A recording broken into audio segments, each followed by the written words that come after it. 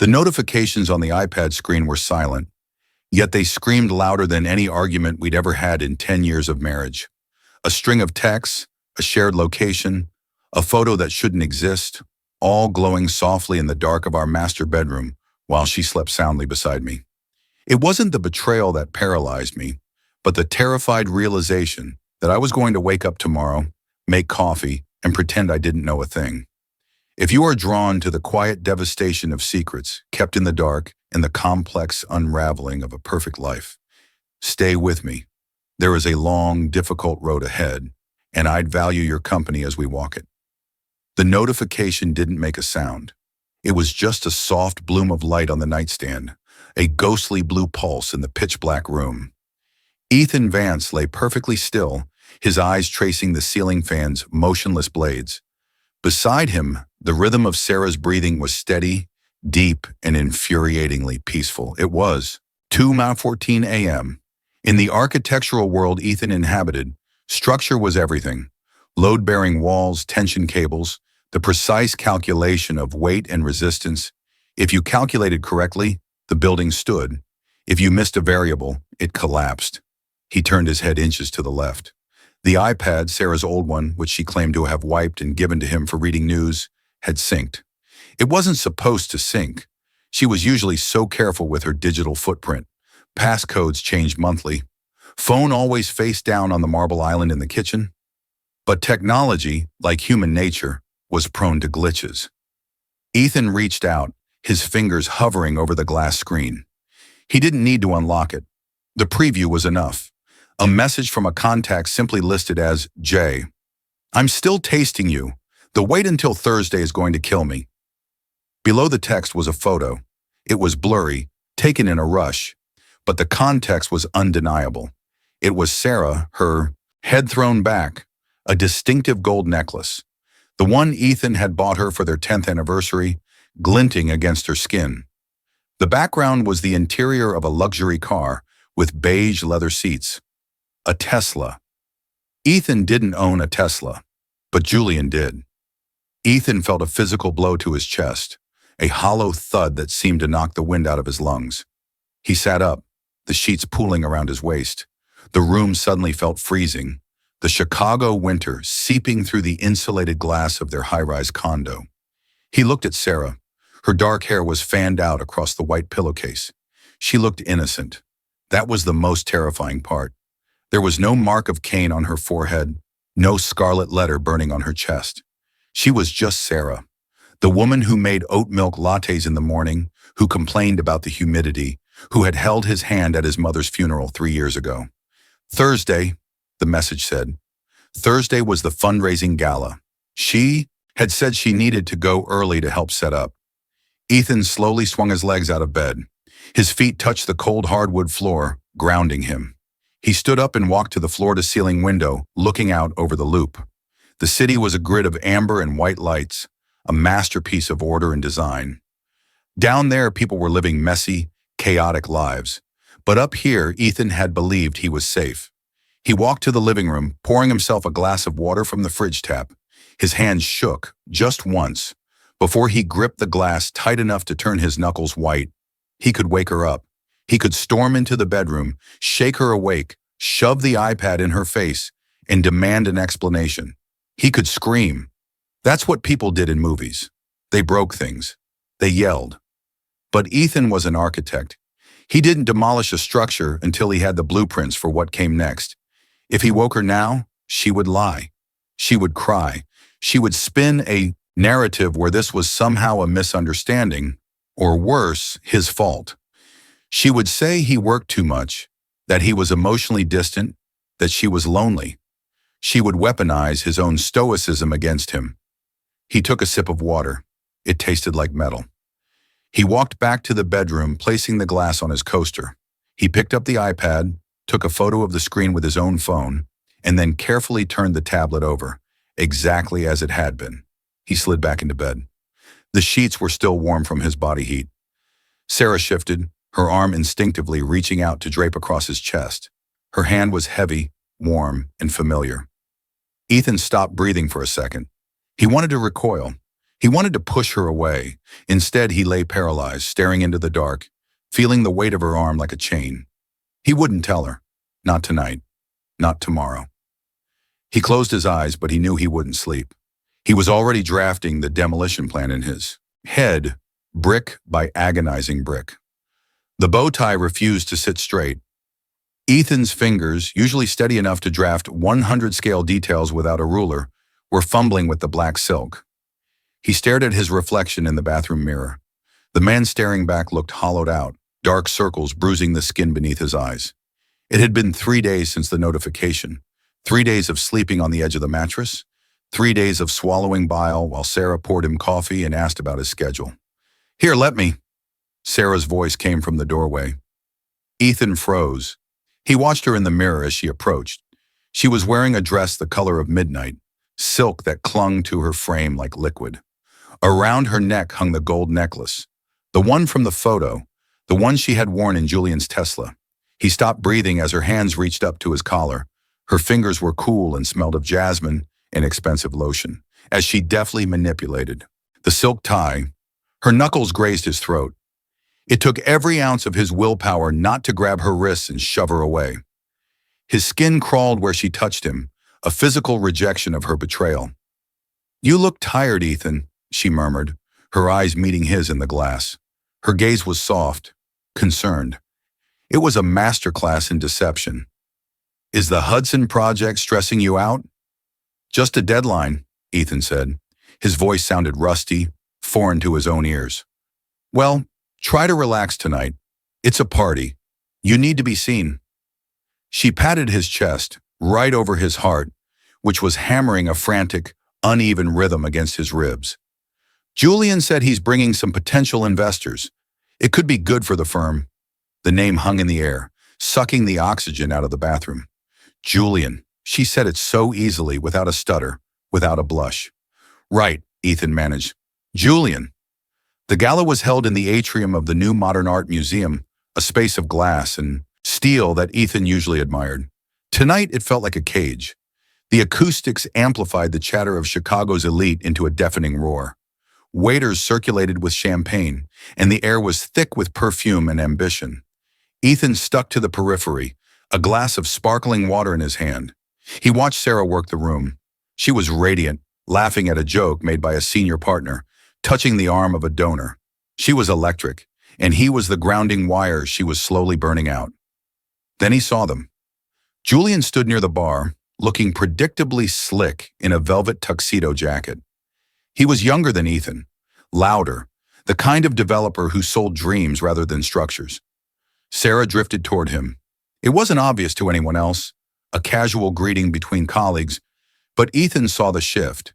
He saw the way Sarah's posture softened. He saw the brief, magnetic lock of their eyes before they politely looked away. He saw the microscopic flare of her nostrils, the way she tilted her head to expose her neck. The gold necklace caught the overhead lights. Ethan's hand began to tremble. Water sloshed over the rim of his glass, cold against his fingers. He needed to leave. He needed to smash the glass against the wall. He needed to walk over there and punch Julian in his smug, confident jaw. But he didn't move. He stood rooted to the spot, a statue in a tuxedo. He remembered the text message. "The wait until Thursday is going to kill me." This was Thursday. They were here in front of him, performing their secret dance while he was forced to be the audience. Suddenly, Julian looked up, his gaze cutting across the room and landing squarely on Ethan. Julian smiled, a wide, predatory grin, and raised his champagne flute in a toast, a gesture of respect, a gesture of friendship. Ethan felt the bile rise in his throat. He forced the corners of his mouth upward. It felt like his skin was cracking. He nodded, lifting his water glass in return. The lie was solidified. He had acknowledged the enemy and welcomed him. "Ethan!" Sarah appeared at his elbow, breathless and flushed. "Julian wants to say hi. Come over." "In a minute," Ethan said, turning his back to them to set his glass on a passing tray. He looked down at his hand. The tremor was gone, replaced by a cold, rigid stillness. "I just need some air." He walked toward the exit, passing the happy couple, passing the life he thought he had built. He wasn't leaving the party. He was just stepping out to make a call to the forensic accountant he had researched that morning. The structure was rotten. It was time to assess the salvage value. The drive north to Lake Geneva was a study in acoustics. Inside the Range Rover, the silence was absolute, broken only by the rhythmic hiss-thump of the wipers clearing the sleet and the soft, rapid tapping of Sarah's thumbs against her phone screen. She angled the device slightly toward the passenger door, a subtle, practiced movement that Ethan wouldn't have noticed a week ago. Now it screamed at him. They arrived at the Sterling estate just as the winter sun began its early descent, casting long, bruised shadows across the snow-covered grounds. The house was less a home and more a fortress of timber and stone, looming over the frozen lake. It was a place built for judgment. Robert Sterling was waiting for them in the great room. The retired federal judge sat in a wing-back leather chair near the roaring fireplace, a tumbler of amber liquid resting on the side table. He didn't rise when they entered. He simply turned his head, his eyes, pale blue and unclouded by age, locking onto Ethan. "The roads were bad," Sarah said, leaning down to kiss her father's cheek. She was vibrating with a nervous energy, the residual adrenaline of her double life. "Ethan drove too slow." "Ethan drives carefully," Robert corrected, his voice a gravelly baritone that seemed to vibrate in the floorboards. "There is a difference." Usually Ethan would have flushed. He would have offered a self-deprecating joke or launched into a defense about black ice and traction control. He had spent 10 years trying to earn Robert's approval, trying to prove that the architect was worthy of the judge's daughter. Today, Ethan felt nothing. The anxiety of pleasing Robert had evaporated, replaced by a dull, aching numbness. "I'll take the bags up," Ethan said, his voice flat. He didn't wait for a dismissal. He just turned and walked away. Dinner was a suffocating affair.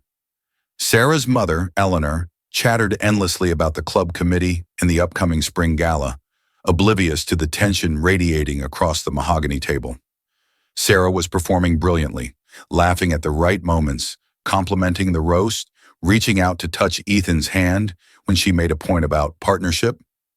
Ethan let her hand rest there. It felt like a dead weight. He cut, his meat with mechanical precision, chewing and swallowing without tasting a thing. He felt like an actor who had forgotten his lines and decided to simply stop speaking. Across the centerpiece of winter roses, Robert wasn't eating. He was watching. Ethan could feel the older man's gaze on him, heavy and dissecting. In the past, Robert's scrutiny had felt like an interrogation of Ethan's ambition or financial status. Tonight, it felt different. It was clinical, piercing. "You're quiet tonight, Ethan," Robert said suddenly, cutting through Eleanor's monologue about floral arrangements. Sarah froze, her fork halfway to her mouth. "He's just tired, Dad. Big project." "I didn't ask you, Sarah," Robert said, not looking away from his son-in-law. "I asked him." Ethan looked up. He met Robert's eyes. For the first time in a decade, he didn't look away or smile politely. He didn't have the energy to fake deference. He held the gaze, letting the exhaustion and the cold, hard truth of his misery sit plainly on his face. "I have a lot on my mind," Ethan said calmly. The silence that followed stretched thin, taut as a wire. Sarah looked between them, her eyes wide with a flicker of panic. She sensed the shift, the dangerous lack of submission in her husband's tone. Robert held the stare for a beat longer, his expression unreadable. Then slowly, he picked up his glass. "The library. 10 minutes, Robert said.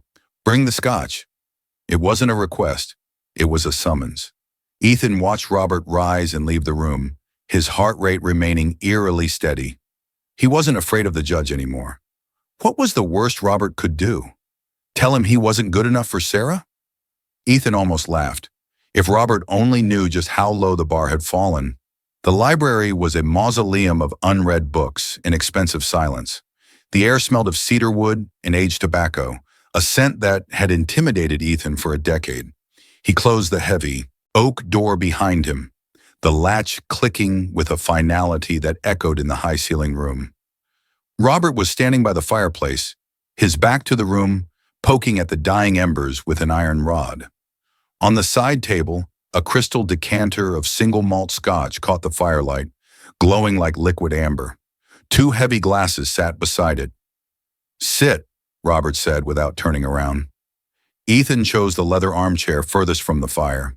He didn't relax into it. He sat on the edge, his spine rigid, prepared for the lecture on marital duties, or perhaps his lack of career ambition compared to the sterling legacy. Robert replaced the poker and turned. He walked to the side table, pouring the scotch with a steady hand. No ice. "You're a terrible liar, Ethan," Robert said. He walked over and held one glass out. Ethan hesitated, then took it. The glass was heavy, cold against his palm. "I don't know what you mean, Robert." "Don't," Robert cut in, his voice sharp. He took the opposite chair, settling in with a groan of old joints. He took a sip, savored it, and then leveled that piercing blue gaze at Ethan. "I spent 40 years on the bench. I know what a guilty man looks like, and I know what a victim looks like. Tonight, you looked like a man deciding whether to pull the trigger or walk away." Ethan's grip on the glass tightened. The room seemed to tilt slightly. "Sarah and I are just going through a rough patch." "Sarah is sleeping with someone else." The words landed like stones in a pond, heavy, definitive, sinking to the bottom instantly. Ethan felt the air rush out of his lungs. He stared at his father-in-law, his mouth opening slightly, but no sound came out. He hadn't told a soul. Not his brother, not a therapist, not even his dog. "You? How?" Ethan stammered. Robert swirled his drink, watching the vortex of liquid. "She's my daughter. I love her, but I am not blind to her flaws. She has an appetite for chaos. Always has. And you?" He looked at Ethan with a strange, newfound respect. "You value structure, order. For 10 years, when she pushed, you leaned in. Tonight, you leaned back. A man only stops fighting for his territory when he knows it's already been conquered." Ethan looked down at the scotch. The denial died in his throat. There was no point. Robert had seen the blueprint of their collapse before Ethan had even finished drawing it. "Who is it?" Robert asked. It wasn't gossip. It was data collection. "Julian," Ethan said, the name tasting like ash. "A developer I work with." Robert nodded slowly, absorbing the information. He didn't look angry. He looked disappointed, but practical. Sloppy, close to home, dangerous. "I have evidence," Ethan said, surprising himself. "I have the texts, the photos." "Good." Robert leaned forward, the shadows from the fire dancing across his face, making him look less like a father-in-law and more like a co-conspirator. "Because she will try to spin this. She will try to make this about emotional neglect. She will try to take the house, the firm's shares, and your dignity." Ethan blinked. You're helping me? Against Sarah?" "I am helping you navigate a legal dissolution," Robert corrected, his voice devoid of sentiment. "I raised her, Ethan. I know exactly how ruthless she can be when she's cornered. You are a good man. You are steady. You didn't deserve this." Robert raised his glass in a grim salute. "Don't leave the house tonight," Robert instructed. "Don't confront her. Let her think she's safe. Let her think you're just moody and depressed. We need to secure your assets before she realizes you've stopped playing the game." Ethan lifted his glass, the rim clinking softly against Robert's. It was the sound of a seal breaking. The isolation that had been crushing him for days suddenly lifted, replaced by a cold, sharp clarity. He wasn't alone anymore. He had the judge on his side. "To structure," Ethan whispered. "To the truth," Robert replied. The cork made a soft, wet pop as it left the bottle of Cabernet. It was a vintage Sarah had been saving, a 2018 Napa Valley Reserve. She had pulled it from the rack an hour ago, decanting it with a nervous flutter of activity that Ethan watched from the kitchen island. "Do the flowers look okay?" she asked, adjusting a vase of white lilies that blocked his view of the living room. "Julian's wife, Chloe, she's an interior designer. She notices these things." "They're fine, Sarah," Ethan said. His voice was steady, anchored by the conversation in the library 2 nights ago. Structure, evidence, patience. The doorbell rang. Sarah jumped, her hand flying to her throat before she smoothed her dress, a deep emerald silk that clung to her waist. She shot Ethan a pleading look, a silent request for him to be charming, to be the good husband she needed him to be, so she could feel less guilty about what she was doing. Ethan followed her to the foyer. He watched as she opened the door, her smile bright and practiced. "Julian! Chloe! You made it through the snow!" Julian stepped inside, bringing a gust of cold air and the scent of expensive cologne. He was handsome in a way that felt curated. Perfect teeth, perfect hair, a firm handshake that lingered just a second too long. "Ethan," Julian said, gripping Ethan's hand. "Good to see you, man. Thanks for having us." Ethan looked at the hand gripping his. It was warm. This was the hand that had touched his wife's face, her neck, the small of her back. This was the hand from the photo in the Tesla. A wave of physical nausea rolled through Ethan, violent and sharp, but he forced his muscles to remain loose. "Come in," Ethan said. "Let me take your coats." He took Julian's wool coat. It was heavy. As he hung it in the closet, he felt a strange, detached curiosity. He was holding the enemy's armor. The dinner was a masterclass in torture. They sat around the white marble table, the city lights glittering behind them through the floor-to-ceiling windows. Chloe was sweet, oblivious, and chatty. She talked about fabric swatches in her yoga studio, completely unaware that her husband's foot was likely inches away from Sarah's under the table. Ethan poured the wine. He moved around the table with the precision of a waiter, filling Chloe's glass, then Sarah's. When he got to Julian, he paused. Julian looked up, his eyes dark and amused. There was a challenge there, a subtle arrogance that said, "I have what is yours, and you are serving me a drink." "Great view you have here, Ethan," Julian said, leaning back. "Must be nice to look down on everything. Detached." "It gives you perspective," Ethan replied, the bottle hovering over Julian's glass. The red liquid swirled. "You can see the cracks in the foundation that aren't visible from the ground." Sarah's fork clicked loudly against her china plate. She laughed, a brittle, high-pitched sound. "Ethan's always talking about foundations. He's obsessed with structural integrity." "It's important," Julian said, his eyes shifting to Sarah, heavy with double meaning. "If the structure is weak, you have to find comfort elsewhere." Ethan poured the wine. He watched the dark red stream hit the crystal.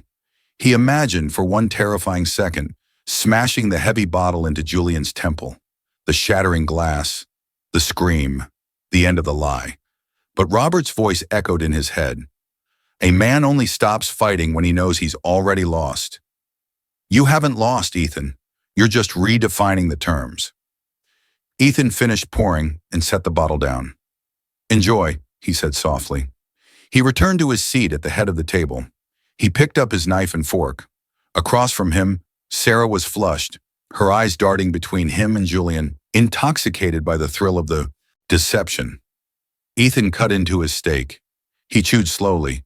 He realized with a cold satisfaction that he was the only one at this table who knew exactly how this story was going to end.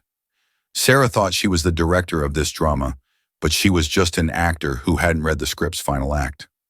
"So, Ethan," Chloe chirped, "Sarah says you're working on something big?" "Yes," Ethan said, looking directly at his wife. "A complete renovation, stripping everything down to the studs and starting over. It's going to be painful, but necessary." Sarah's smile faltered, just for a fraction of a second. The conference room on the 42nd floor smelled of lemon polish and aggressive billable hours. Outside the floor-to-ceiling windows, the Chicago skyline was a jagged jaw of steel and glass, biting into the gray winter sky. Ethan sat at the long mahogany table. In front of him lay 3 manila folders. To his left sat Robert Sterling, looking more like a senior partner than a father-in-law. Across from them was Arthur Penhaligon, a divorce attorney whose reputation for ruthlessness was hidden behind a soft voice and a collection of silk pocket squares. "The forensic accounting is complete," Arthur said, sliding the first folder toward Ethan. "It confirms what we suspected.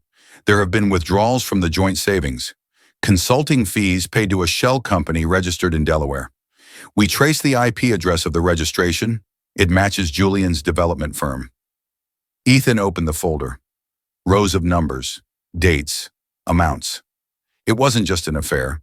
It was embezzlement. Sarah wasn't just sleeping with Julian. She was funding their weekends with Ethan's money. The architectural precision of his life was being dismantled by line items of $300 here, $500 there, hotels, dinners, a down payment on a lease for a Tesla. She's using our money, Ethan said, his voice void of inflection, to pay for him. It creates a strong case for dissipation of marital assets, Robert noted, tapping the table with his reading glasses. It means we can freeze the accounts immediately upon filing without looking vindictive. We're just protecting the estate.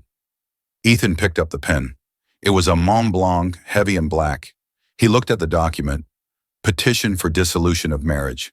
The words looked sterile.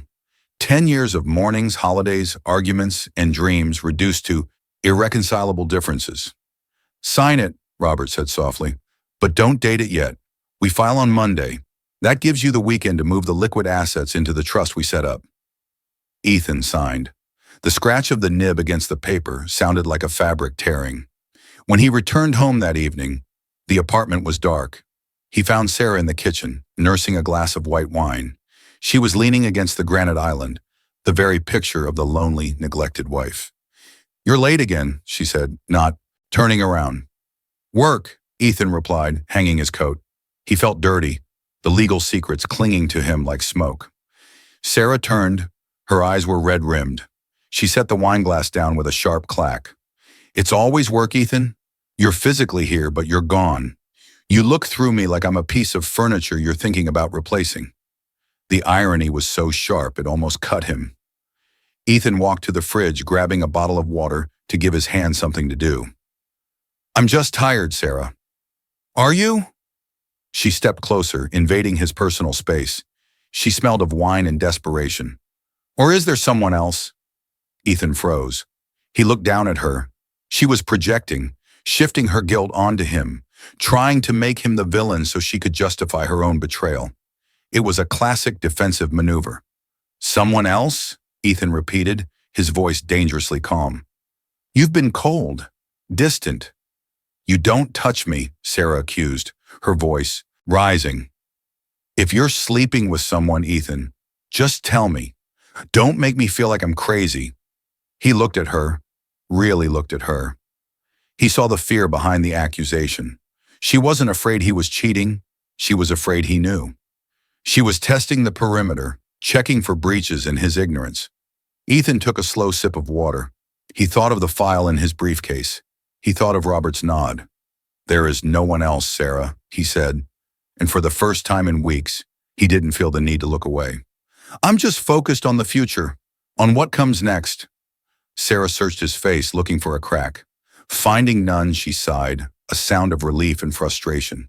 She reached out and smoothed his lapel, her hand resting over his heart. I miss you, she lied. I know, Ethan said. He didn't lie. He missed the version of her that didn't exist anymore. The open suitcase on the bed looked like a gaping mouth, swallowing silk blouses and linen shirts. Sarah was moving around the bedroom with a frenetic, manic energy, folding clothes with a precision that felt desperate. I checked the weather in Cabo, she said, her voice bright and brittle, bouncing off the walls. It's going to be 80 degrees. Perfect. We can just exist, Ethan. No phones, no emails. Just us. We need to remember who we are. Ethan stood in the doorway, fully dressed in his charcoal suit. He wasn't packing. He was watching her, holding a thick manila envelope in his left hand. The weight of it felt substantial, heavier than the paper it contained. Sarah, he said. She didn't stop. She picked up a swimsuit, the blue one she had worn on their honeymoon in Amalfi. I was thinking we could book that dinner cruise on Wednesday, the one with the sunset view. You love boats. Sarah, stop. The tone was different this time. It wasn't the tired husband or the distracted architect.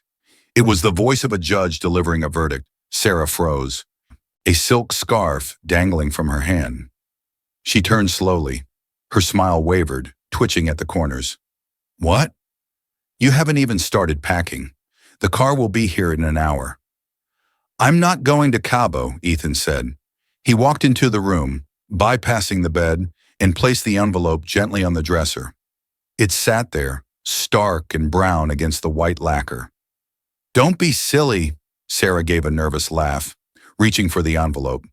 Is this work? Did the firm send something last minute? You can't work on this trip, Ethan. I forbid it. It's not work, Ethan said. Open it. Sarah's hand hovered over the clasp. She looked at him, and for the first time, the denial in her eyes cracked.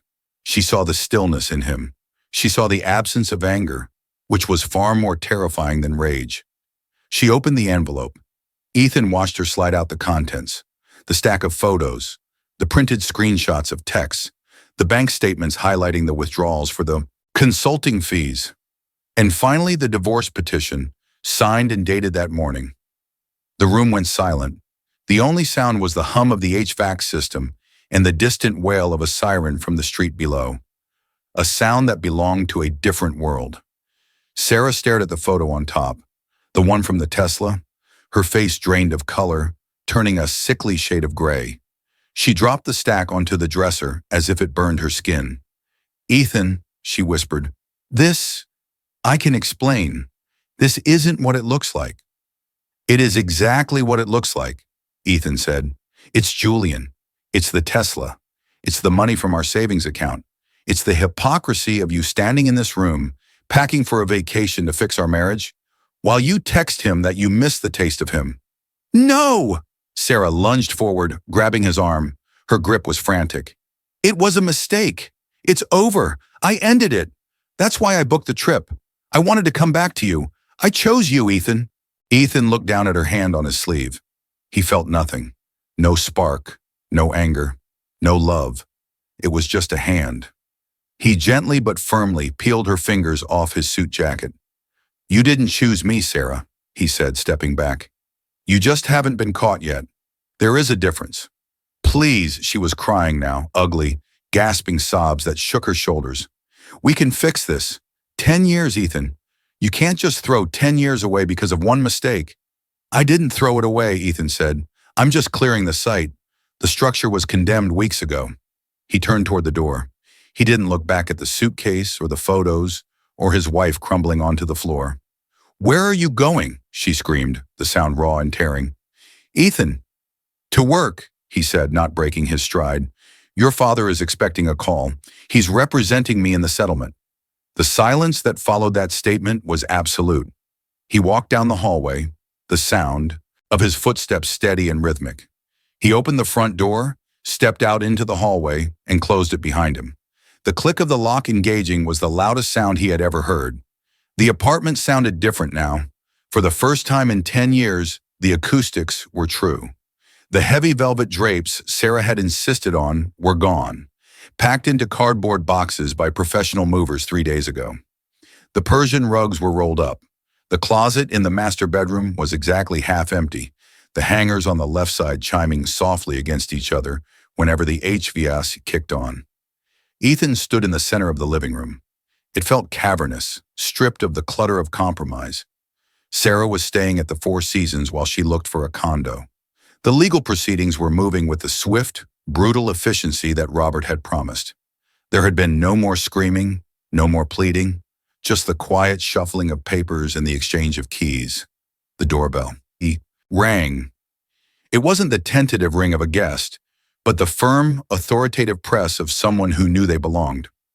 Ethan opened the door. Robert Sterling stood there, holding a bottle of aged scotch, better than the one they had shared in the library. I didn't think you'd be the type to wallow, Robert said, stepping inside. He looked around the simplified space, nodding his approval. It looks breathable in here. It's quiet, Ethan said. He walked to the kitchen to get 2 glasses. She called me yesterday. I know, Robert replied, setting the bottle on the granite island. She called me too. She wanted to know if I could influence the judge on the asset freeze. I told her I was retired. Robert poured the drinks. The liquid amber caught the light of the setting sun filtering through the blinds. He slid a glass across the counter to Ethan. You handled the meeting with the partners well this morning, Robert said, disassociating the firm from Julian's development group was the right move. Expensive, but necessary. He was a liability, Ethan said, taking a sip.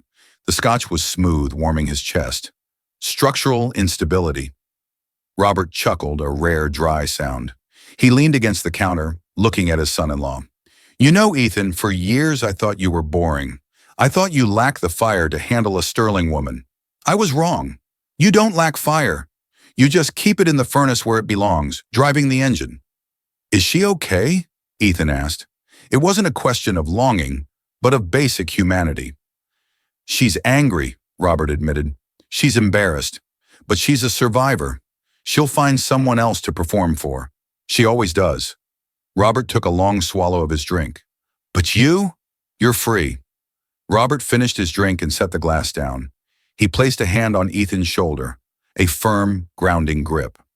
I'm no longer your father-in-law, Ethan, but I'd like to remain your friend. If you're building something new, I know a few investors who prefer steady architects over flashy developers. I'll keep that in mind, Ethan said. When Robert left, the apartment returned to its silence. But it wasn't the oppressive, secretive silence of the last month. It was the silence of a blank page. Ethan walked over to his drafting table in the corner of the room, the one place Sarah had never touched. He switched on the architect's lamp. The pool of white light illuminated a fresh sheet of vellum. He sat down. He picked up a 2H pencil.